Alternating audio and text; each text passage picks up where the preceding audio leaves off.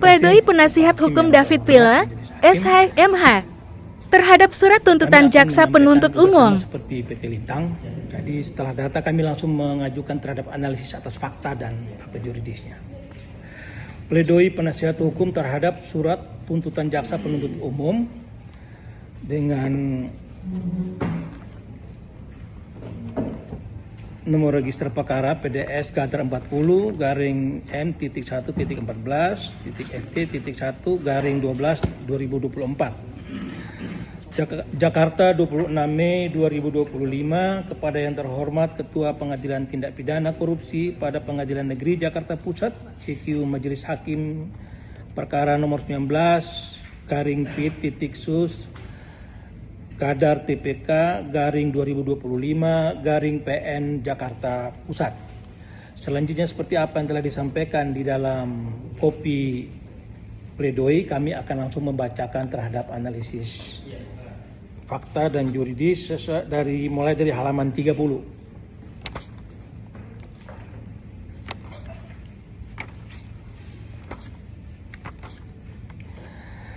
Majelis Hakim yang mulia, Saudara Jaksa Penuntut Umum yang kami hormati, serta sidang yang terhormat, selanjutnya kami akan menguraikan fakta-fakta persidangan dan analisa fakta serta analisis juridis dalam pasal yang dituntut oleh Jaksa Penuntut Umum kepada terdakwa, yaitu sebagai berikut.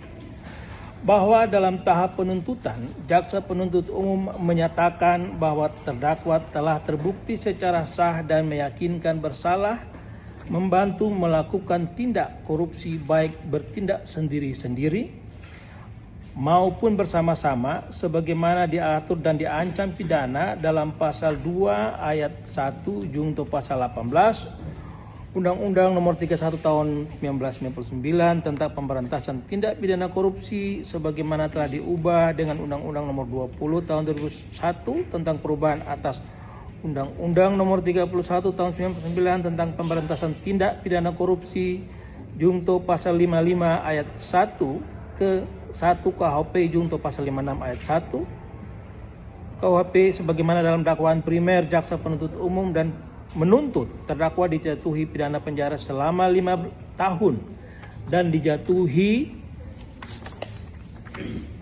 pidana denda sebesar 750 juta atau pidana kurungan selama 3 bulan.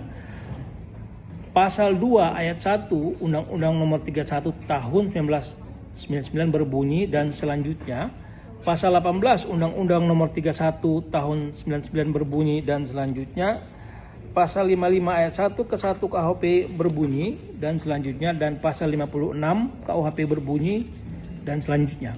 Bahwa penasihat hukum terdakwa menyatakan bahwa terdakwa tidak terbukti secara sah dan meyakinkan bersalah membantu melakukan tindak pidana korupsi baik bertindak sendiri-sendiri maupun bersama-sama sebagaimana diatur dan diancam pidana pasal 2 ayat 1 junto pasal 18 Undang-Undang 31 tahun 1999 dan selanjutnya Undang-Undang Nomor 20 tahun 2001 tentang perubahan, selanjutnya nomor 31 tahun 1999 tentang pemberantasan tindak pidana korupsi junto pasal 55 1 ke 1 KUHP junto pasal 56 ayat 1 KUHP sebagaimana dalam dakwaan primer Jaksa Penuntut Umum dengan alasan sebagai berikut. Bahwa ada kalanya dalam suatu perkara pidana pelaku kejahatan yang sesungguhnya tidak diadili dan sebagai gantinya direkayasalah orang lain sebagai pelakunya yang sering disebut menumbalkan pihak lain sebagai pelaku tindak pidana.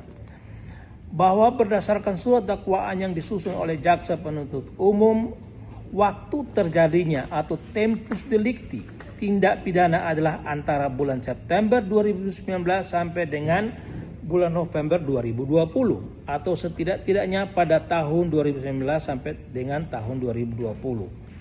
PT Lintang Daya Selaras bahwa berdasarkan akta notaris nomor 4 tanggal 4 Mei 2018 tentang akta pernyataan keputusan rapat umum pemegang saham luar biasa PT Lintang Daya Selaras yang dibuat oleh notaris Irma Bonita SH, komposisi pemegang saham dan susunan pengurus PT Lintang Daya Selaras sebagai berikut yang sudah diketahui adalah Saudara Direktur Grace Anna Mary dan Komisaris Basuki Setiaji. Demikian juga PT Luna Daya Sejahtera, Akta Notaris 22, ya, tanggal 19 Januari 2018, pernyataan keputusan pemegang saham di rapat umum pemegang saham PT JSI Logistik Indonesia dibuat oleh Notaris Irma Bonita. Selanjutnya Direktur Utama Lili Darwati, Direktur Kris Anamari, Komisaris Luna Puspita. Bahwa apabila perbuatan hukum PT Lintang Daya Selaras dan PT Luna Daya Selaras dikategorikan sebagai atau merupakan tindak pidana, maka pastilah pelaku tindak pidana dimaksud adalah Lili Darwati Setiaji beserta keluarganya dan Grace Anamari, karena mereka lah yang melakukan perbuatan hukum baik perdata maupun pidana. PT Lintang Daya Selaras dan PT Luna Daya Sejahtera pada waktu terjadinya tempus delicti tindak pidana. Bahwa Punov Michael Apitule adalah karyawan PT Lintang Daya Selaras yang bekerja di bagian operasional sebagai petugas lapangan. Jabatan Punov Michael Apitule sebagai petugas lapangan adalah sesuai dengan latar belakang pendidikan yang hanya tamatan SMP. Pernah sekolah SMA namun tidak selesai.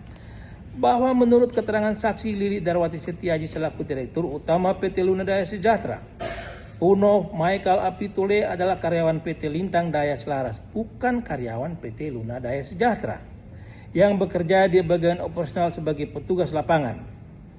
Jabatan Punov Michael Apitule sebagai petugas lapangan adalah sesuai dengan latar belakang pendidikannya yang hanya tamatan SMP. Bahwa saksi Muhammad Amin dan saksi Cari A. Ongirwalu juga menjelaskan bahwa